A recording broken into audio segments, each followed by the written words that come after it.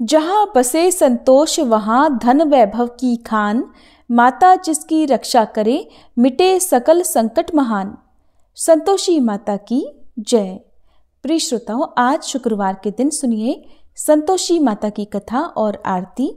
आप सभी पर संतोषी माता की कृपा सदैव बनी रहे, इसके लिए आज आप कमेंट बॉक्स में संतोषी माता की जय भी जरूर लिखिएगा। एक गांव में एक बुढ़िया रहती थी जिनके 7 बेटे थे। 6 बेटे कमाने वाले थे लेकिन एक बेटा निकम्मा था। 6 बेटे कमाने वाले थे और एक बेटा निकम्मा था। बुढ़िया माँ 6 पुत्रों का जूठा 7वें पुत्र को दिया करती। 7वां पुत्र एक दिन अपनी पत्नी से बोला, देखो मेरी माता का मुझ पर कितना प्रेम है। वह बोली, क्यों नहीं, सबका जूठा बचा हुआ तुमको जो खिलाती है। तब वह बोला, जब तक आंखों से ना देखूं मान नहीं सकता। पत्नी ने हंसकर कहा, देख लोगे तब तो मानोगे ना। फिर कुछ दिनों के बाद एक बड़ा त्योहार आया। घर में 7 तरह के भोजन और चूरमा के लड्डू बने। वह पत्नी की बात को जांचने के लिए सिर दर्द का बहाना बनाकर पतला कपड़ा ओढ़कर रसोई में जाकर सो गया और कपड़े में से सब देखता रहा। 6 भाई भोजन करने आए। उसने देखा माँ ने उनके लिए सुंदर सुंदर आसन बिछाए, 7 तरह की रसोई परोसी और आग्रह कर करके उन्हें भोजन कराती रही। वह चुपचाप देखता रहा। 6 भाई भोजन करके उठ गए। तब माँ ने उनकी 5 थालियों में से लड्डुओं के टुकड़ों को उठाया और एक लड्डू बनाया। जूठन साफ करके माँ ने उससे पुकारा, उठ बेटा उठ, तेरे भाइयों ने भोजन कर लिया, तू भी उठकर भोजन कर ले।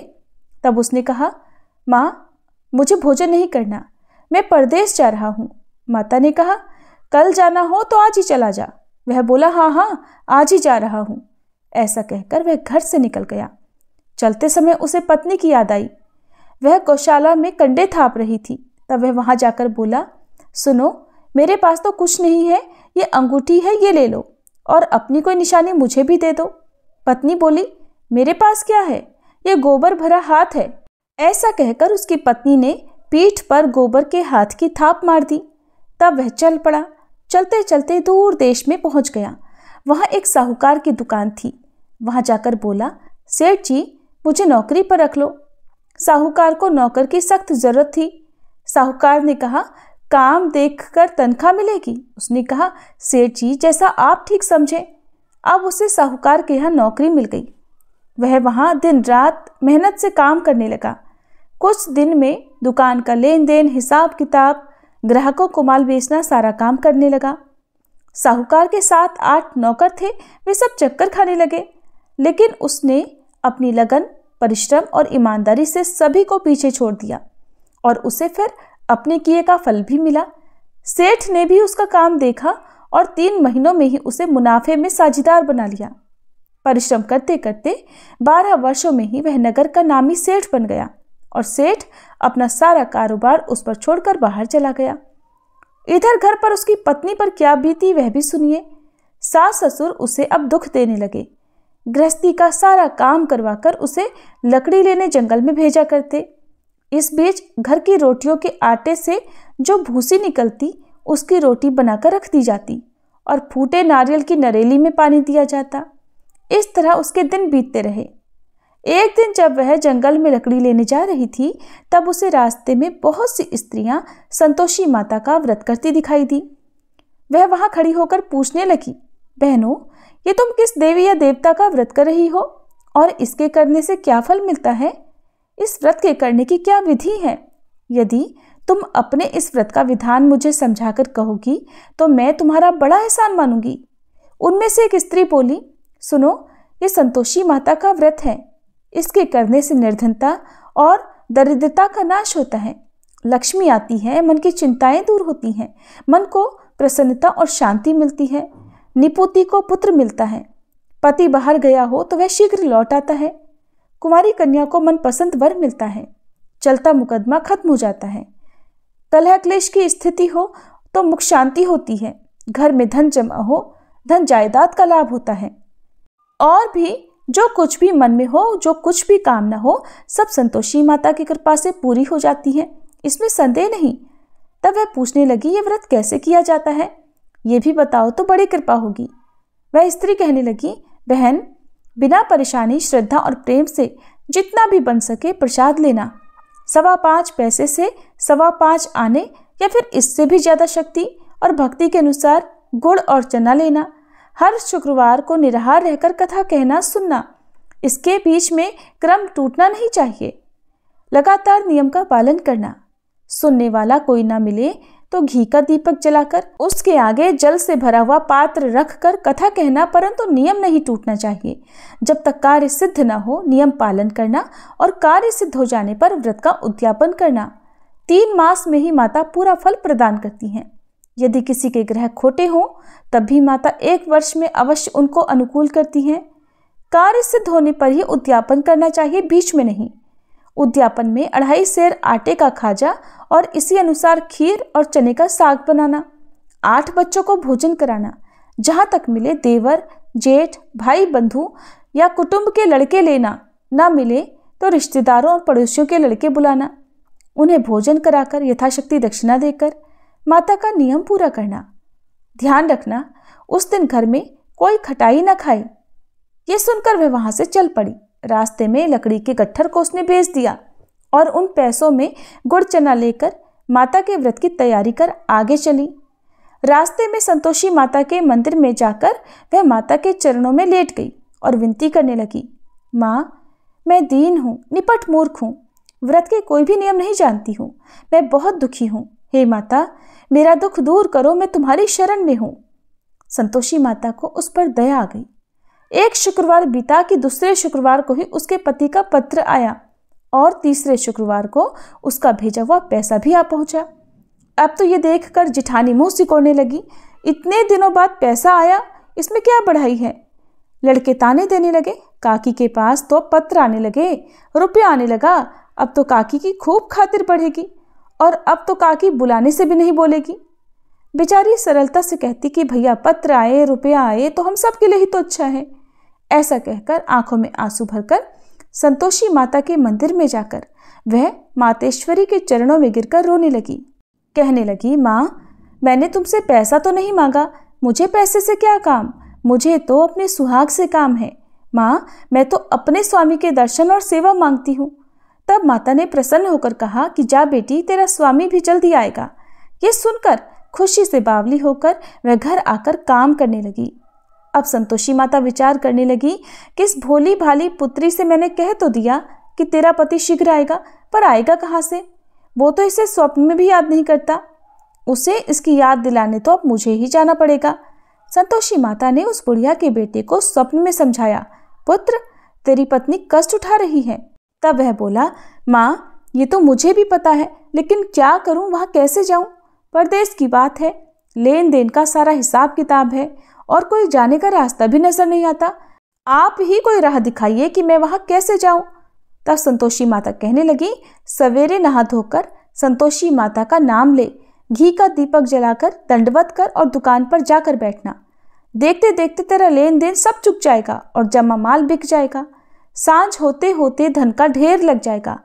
अब तो वह अगले दिन सुबह बहुत जल्दी उठा। उसने अपने मित्रों परिचितों से स्वप्न में माता द्वारा कही गई बात कह सुनाई। वे सब उसकी बात सुनकर उसकी खिल्ली उड़ाने लगे। कहने लगे, कहीं कभी सपने की बात भी सच्ची होती है क्या? लेकिन उनमें एक बूढ़ा व्यक्ति बहुत समझदार था। वह बोला, देखो भाई, मेरी बात मानो, इस तरह सच या झूठ कहने के बदले देवता ने जैसा कहा है वैसा ही करना, तेरा क्या जाता है। अब बूढ़े व्यक्ति की बात मानकर नहा धोकर उसने संतोषी माता को प्रणाम किया, फिर घी का दीपक जलाकर दुकान पर जा बैठा और जैसा संतोषी माता ने कहा वैसा ही हुआ। शाम तक धन का ढेर लग गया। वह हैरान हो गया। मन में संतोषी माता का नाम लेकर प्रसन्न होकर घर जाने के लिए गहने, कपड़े और सामान खरीदने लगा। सब काम से निपट कर वह अपने घर को रवाना हुआ। उधर उसकी पत्नी जंगल में लकड़ी लेने गई थी। लौटते समय थक जाने के कारण वह संतोषी माता के मंदिर पर विश्राम करने बैठ गई। ये तो उसका रोज रुकने का स्थान था। तब धूल उड़ती देखकर उसने माता से पूछा, हे माते, ये धूल कैसे उड़ रही है? संतोषी माता ने कहा, पुत्री, ये देख, तेरा पति आ रहा है। अब तू ऐसा कर, लकड़ियों के 3 बोझ बना, एक नदी के किनारे रख, दूसरा मेरे मंदिर पर और तीसरा अपने सिर पर रख। तेरे पति को लकड़ी का गट्ठर देखकर मोह पैदा होगा। ये वहां पर रुकेगा, नाश्ता पानी करके माँ से मिलने जाएगा। तो लकड़ी का गट्ठर उठाकर जाना और बीच चौक में गट्ठर डालकर 3 आवाजें जोर से लगाना, लो सासू जी लकड़ियों का गट्ठर लो, भूसी की रोटी दो, नारियल के खोपरे में पानी दो, और आज कौन मेहमान आया है। संतोषी माता की बात सुनकर वह बहुत अच्छा माँ कहकर प्रसन्न मन से लकड़ियों के 3 गट्ठर बना लाई। एक नदी के तट पर, दूसरा माता के मंदिर पर रखा। इतने में ही मुसाफिर वहां आ पहुंचा। सूखी लकड़ी देखकर उसको इच्छा हुई कि अब यहीं विश्राम कर ले और भोजन बनाकर खा पीकर फिर गांव को चले।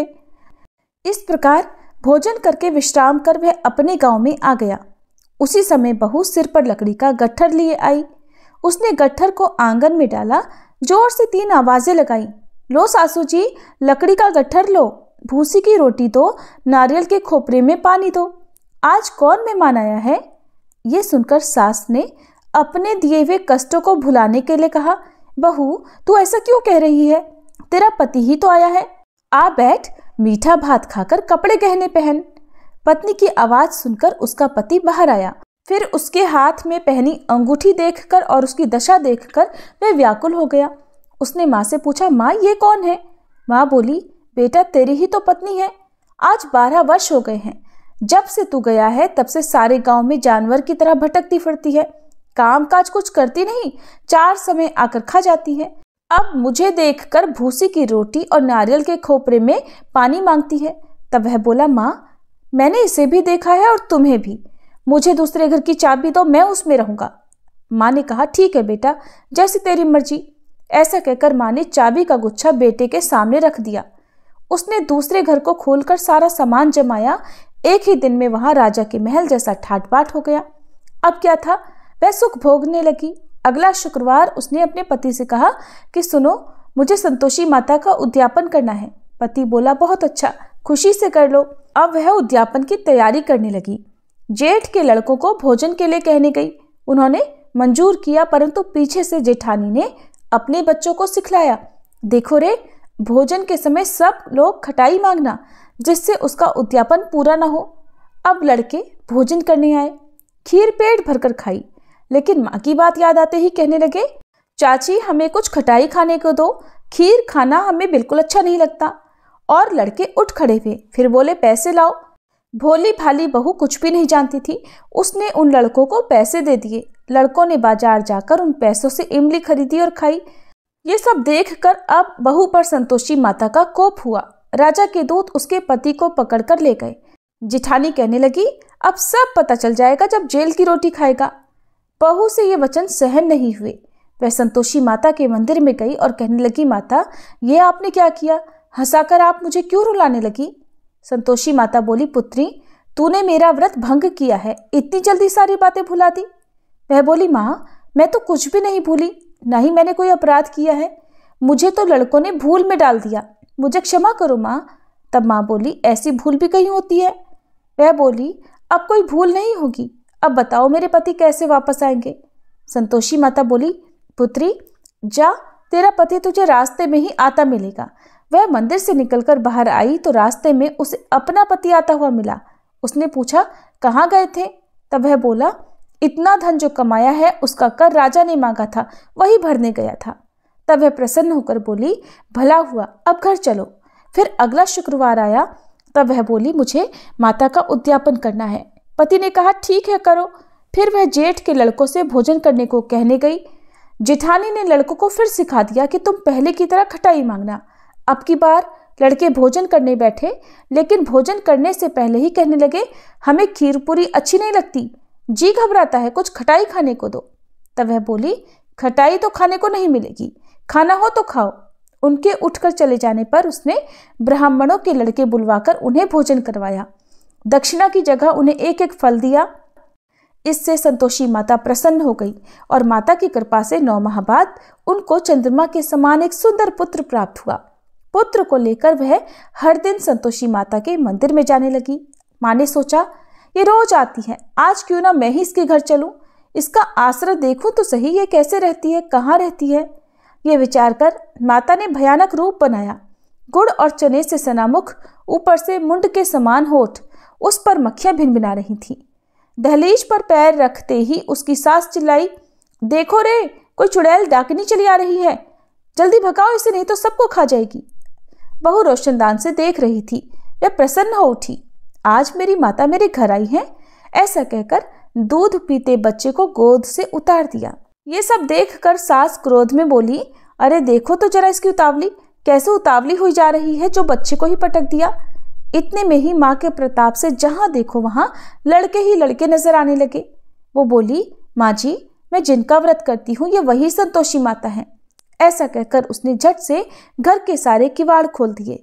सबने फिर तो माता के चरण पकड़ लिए और विनती करके कहने लगे, हे माता, हम मूर्ख हैं, अज्ञानी हैं, आपके व्रत की विधि हम नहीं जानते। आपका व्रत भंग कर हमने बड़ा अपराध किया है। हे माते, आप हमारे सभी अपराधों को क्षमा करो। इस तरह बार बार कहने पर संतोषी माता प्रसन्न हो गई। इसके बाद उसकी सास कहने लगी, हे संतोषी माता, आपने बहू को जैसा फल दिया वैसा सबको देना। जो यह कथा सुने या पढ़े उसके भी सभी मनोरथ पूर्ण करना। प्रेम से बोलिए संतोषी माता की जय। जय संतोषी माता मैया, जय संतोषी माता, अपने सेवक जन की सुख संपत्ति दाता। ओम जय संतोषी माता। सुंदर चीर सुनहरी माँ धारण कीन्हो, हीरा पन्ना दम के तन श्रृंगार लीन हो। ओम जय संतोषी माता। गेरू लाल छटा छवि बदन कमल सोहे, मंद हसत करुणामयी त्रिभुवन जन मोहे। जय संतोषी माता। स्वर्ण सिंहासन बैठी चवर डुरे प्यारे, धूप दीप मधुमेवा भोज धरे न्यारे। जय संतोषी माता। गुड़ अरुचना परम प्रिय तामे संतोष कियो, संतोषी कहलाई भक्तन वैभव दियो। जय संतोषी माता। शुक्रवार प्रिय मानत आज दिवस सोही, भक्त मंडली छाई कथा सुनत मोही। जय संतोषी माता।